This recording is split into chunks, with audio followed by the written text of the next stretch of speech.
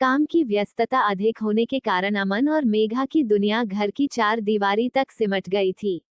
उनके पास अपने घर की छत पर जाने का समय नहीं था, जहां पर उनके प्रकृति प्रेमी पापा ने एक बया सा बगीचा बनाया था। अमन का घर ऐसे इलाके में था जहां हमेशा ही बिजली रहती थी। इस इलाके में राजनीति से जुड़े बड़े बड़े नेताओं के घर जो थे। पिछले 20 सालों से अमन अपने इसी फ्लैट में रह रहा है। 15 वर्ष माता पिता साथ थे और अब 5 वर्षों से वह अपनी पत्नी मेघा के साथ था। उनका फ्लैट बड़ा था और साथ ही 1000 फुट का खुला क्षेत्र भी उनके पास था। 7वीं मंजिल पर उनके पास इतनी खुली जगह थी कि लोग ईर्ष्या कर उठते थे कि उनके पास इतनी ज्यादा जगह है। अमन के पिता का बचपन गांव में बीता था और उन्हें खुली जगह बहुत अच्छी लगती थी। रिटायर होने से पहले उन्होंने इसी फ्लैट को चुना था क्योंकि इसमें उनके हिस्से इतना बड़ा खुला क्षेत्र भी था। दोस्तों और रिश्तेदारों ने उन्हें समझाया था कि इस उम्र में 7वीं मंजिल पर घर लेना ठीक नहीं है। यदि कहीं लिफ्ट खराब हो गई तो बुढ़ापे में क्या करोगे, पर उन्होंने किसी की भी नहीं सुनी थी और 1 लाख रुपए अधिक देकर यह फ्लैट खरीद लिया था। पत्नी ने भी शिकायत की थी कि अब बुढ़ापे में इतनी बड़ी जगह की सफाई करना उनके बस की बात नहीं है। नौकरानियां तो उस जगह को देखकर ही सीधे सीधे 100 रुपए पगार बढ़ा देती। पर गोपाल प्रसाद बहुत प्रसन्न रहते। उनकी सुबह और शामें उसी खुली छत पर बीतती। सुबह का सूर्योदय, शाम का पहला तारा, पूर्णिमा का पूरा चांद, अमावस्या की घनेरी रात और बरसात की रिमझिम फुहारें उन्हें रोमांचित कर जाती। उस छत पर उन्होंने एक छोटा सा बगीचा भी बना लिया था। उनके पास 50 के करीब गमले थे, जिसमें तुलसी, पुदीना, हरी मिर्च, टमाटर, रजनीगंधा, बेला, गुलाब और गेंदा आदि सभी तरह के पौधे लगा रखे थे। हर पेड़ पौधे से उनकी दोस्ती थी। जब वह उनको पानी देते तो उनसे मन ही मन बातें भी करते जाते थे। यदि किसी पौधे को मुरझाया हुआ देखते तो बड़े प्यार से उसे सहलाते और दूसरे दिन ही वह पौधा लहलहा उठता था। वह जानते थे कि प्यार की भाषा को सब जानते हैं। माता पिता के गुजर जाने के बाद से घर की वह छत उपेक्षित हो गई थी। अमन और मेघा दोनों ही नौकरी करते थे। सुबह घर से निकलते तो रात को ही घर लौटते। ऐसे में उनके पास समय की इतनी कमी थी कि उन्होंने कभी छत वाला दरवाजा भी नहीं खोला। गमलों के पेड़ पौधे सभी समाप्त हो चुके थे। साल में एक बार ही छत की ठीक से सफाई होती। उनका जीवन तो ड्राइंग रूम तक ही सिमट चुका था। छुट्टी वाले दिन यदि यार दोस्त आते तो बस ड्राइंग रूम तक ही सीमित रहते। छत वाले दरवाजे पर भी इतना मोटा पर्दा लटका दिया था कि किसी को भी पता नहीं चलता कि इस पर्दे के पीछे कितनी खुली जगह है। मेघा भी पूरी तरह से शहरी माहौल में पली थी, इसलिए उसे कभी इस बात का एहसास ही नहीं हुआ कि उसके ससुर उनके लिए कितना अमूल्य खजाना छोड़ गए हैं। काम की व्यस्तता में दोनों ने परिवार को बढ़ाने की बात भी नहीं सोची थी, पर अब जब अमन को 40वां साल लगा और उसे अपने बालों में सफेदी झलकती दिखाई देने लगी, तो उसने इस ओर ध्यान देना शुरू किया। अब मेघा भी उससे सहमत थी, पर अब वक्त उनका साथ नहीं दे रहा था। मेघा को गर्भ ठहर ही नहीं रहा था। डॉक्टरों के भी दोनों ने बहुत चक्कर लगा लिए।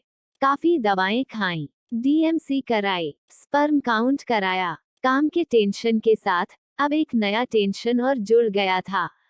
दोनों की मेडिकल रिपोर्ट ठीक थी, फिर भी उन्हें सफलता नहीं मिल रही थी। अब उनके डॉक्टरों की एक ही सलाह थी कि आप दोनों तनाव में रहना छोड़ दें। आप दोनों के दिमाग में बच्चे की बात को लेकर जो तनाव चल रहा है, वह भी एक मुख्य कारण हो सकता है आपकी इच्छा पूरी न होने का। इस मानसिक तनाव को दूर कैसे किया जाए? इस सवाल पर सब ओर से सलाह आती कि मशीनी जिंदगी से बाहर निकलकर प्रकृति की ओर जाओ। अपनी रोजमर्रा की पाबंदियों से निकलकर मुक्त सांस लेना सीखो। कुछ व्यायाम करो, प्रकृति के नजदीक जाओ आदि। लोगों की सलाह सुनकर भी उन दोनों की समझ में नहीं आता था कि इन पर अमल कैसे किया जाए। इसी तरह की तनाव भरी जिंदगी में वह रात उनके लिए एक नया संदेश लेकर आई। हुआ यूं कि रात को 1 बजे अचानक ही बिजली चली गई। ऐसा पहली बार हुआ था। ऐसी स्थिति से निपटने के लिए वे दोनों पति पत्नी तैयार नहीं थे। अब बिना एसी और पंखे के बंद कमरे में दोनों का दम घुटने लगा। अमन उठा और अपने मोबाइल फोन की रोशनी के सहारे छत के दरवाजे के ताले की चाबी ढूंढी और दरवाजा खोला। छत पर आते ही जैसे सब कुछ बदल गया। खुली छत पर मंद मंद हवा के बीच चांदनी छिटकी हुई थी। आधा चंद्रमा आकाश के बीचों बीच मुस्कुरा रहा था। अमन अपनी दरी बिछाकर सो गया। उसने अपनी खुली आंखों से आकाश को, चांद को और तारों को निहारा। आज 20 से 25 वर्षों बाद वह ऐसे खुले आकाश के नीचे लेटा था। वह तो यह भी भूल चुका था कि छिटकी हुई चांदनी में आकाश और धरती कैसे नजर आते हैं। बिजली जाने के कारण एसी और पंखों की आवाज भी बंद थी। चारों ओर खामोशी छाई हुई थी। उसे अपनी सांस भी सुनाई देने लगी थी। अपनी सांस की आवाज सुनने के लिए ही वह आतुर हो उठा। अमन को लगा, जिन सांसों के कारण वह जीवित है, उन्हीं सांसों से वह कितना अपरिचित है। इन्हीं विचारों में भटकते भटकते उसे लगा कि शायद इसे ही ध्यान लगाना कहते हैं। उसके अंदर आनंद का इतना विस्तार हो उठा कि उसने मेघा को पुकारा।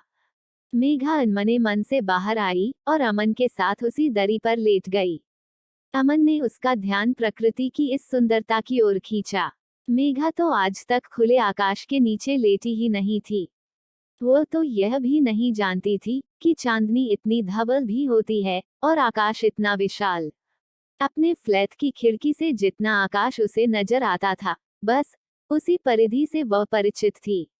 रात के सन्नाटे में मेघा ने भी अपनी सांसों की आवाज को सुना, अपने दिल की धड़कन को सुना, बरसती शबनम को महसूस किया और अमन के शांत चित वाले बदन को महसूस किया। उसने महसूस किया कि तनाव वाले शरीर का स्पर्श कैसा अजीब होता है और शांत चित वाले शरीर का स्पंदन कैसा कोमल होता है। दोनों को मानो अनायास ही तनाव से छुटकारा पाने का मंत्र हाथ लग गया। वह रात दोनों ने आंखों ही आंखों में बिताई। अमन ने मन ही मन अपने पिता को इस अनमोल खजाने के लिए धन्यवाद दिया। आज पिता के साथ गुजारी वे सारी रातें उसे याद हो आई। जब वह गांव में अपने पिता के साथ लेटकर सुंदरता का आनंद लेता था। पिता और दादा उसे तारों की भी जानकारी देते जाते थे कि उत्तर में वह ध्रुव तारा है और वे सप्तऋषि हैं, और यह तारा जब चांद के पास होता है तो सुबह के 3 बजते हैं और भोर का तारा 4 बजे नजर आता है। आज उसने फिर से वर्षों बाद न केवल खुद भोर का तारा देखा, बल्कि पत्नी मेघा को भी दिखाया। प्रकृति का आनंद लेते लेते कब उनकी आंख लगी वे नहीं जान पाए, पर सुबह सूर्य की लालिमा ने उन्हें जगा दिया था। 1 घंटे की नींद लेकर ही वे ऐसे तरोताजा होकर उठे मानो उनमें नए प्राण आ गए हों। अब तो तनाव मुक्त होने की कुंजी उनके हाथ लग गई। उसी दिन उन्होंने छत को धो पोंछ कर नया जैसा बना दिया। गमलों को फिर से ठीक किया और उनमें नए नए पौधे रोप दिए। बेला का एक बड़ा सा पौधा लगा दिया। अमन तो अपने अतीत से ऐसा जुड़ा कि ऑफिस से 15 दिन की छुट्टी ले बैठा। अब उनकी हर रात छत पर बीतने लगी। जब अमावस्या आई और रात का अंधेरा गहरा गया, उस रात को असंख्य टिमटिमाते तारों के प्रकाश में उसका मनमयूर नाच उठा। धीरे धीरे मेघा भी इस प्रकृति से परिचित हो चुकी थी और वह भी उनका आनंद उठाने लगी थी। उसने भी ऑफिस से छुट्टी ले ली थी। दोनों पति पत्नी मानो एक नया जीवन पा गए थे। बिना एक भी शब्द बोले दोनों प्रकृति के आनंद में डूबे रहते। ऑफिस से छुट्टी लेने के कारण अब समय की भी कोई पाबंदी उन पर नहीं थी। सुबह 4:30 बजे ही पक्षियों का कलरव सुनकर उनकी नींद खुल जाती। भोर के टिमटिमाते तारों को वे खुली आंखों से विदा करते और सूर्य की अरुण लालिमा का स्वागत करते। भोर के मदमस्त आलम में व्यायाम करते। उनके जीवन में एक नई चेतना भर गई थी। छत के पक्के फर्श पर सोने से दोनों की पीठ का दर्द भी गायब हो चुका था, अन्यथा दिन भर कंप्यूटर पर बैठकर और रात को मुलायम गेंदों पर सोने से दोनों की पीठ में दर्द की शिकायत रहने लगी थी। अनायास ही शरीर को स्वस्थ रखने का गुर भी वे सीख गए थे। ऐसी ही एक चांदनी रात की दूधिया चांदनी में, जब उनके द्वारा रोपे गए बेला के फूल अपनी मादक गंध बिखेर रहे थे, उन दोनों के शरीर के जल तत्व ने ऊंची छलांग मारी और एक अनोखी मस्ती के बाद उनके शरीरों का उफान शांत हो गया, तो दोनों नींद के गहरे आगोश में खो गए थे। सुबह जब वे उठे तो एक अजीब सा नशा दोनों पर छाया हुआ था। उस आनंद को वे केवल अनुभव कर सकते थे, शब्दों में उसका वर्णन हो ही नहीं सकता था। अब उनकी छुट्टियां खत्म हो गई थी और उन्होंने अपने अपने ऑफिस जाना शुरू कर दिया था।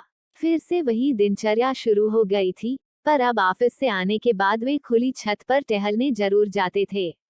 दिन हफ्तों के बाद महीनों में बीते तो मेघा ने उबकायां लेनी शुरू कर दी।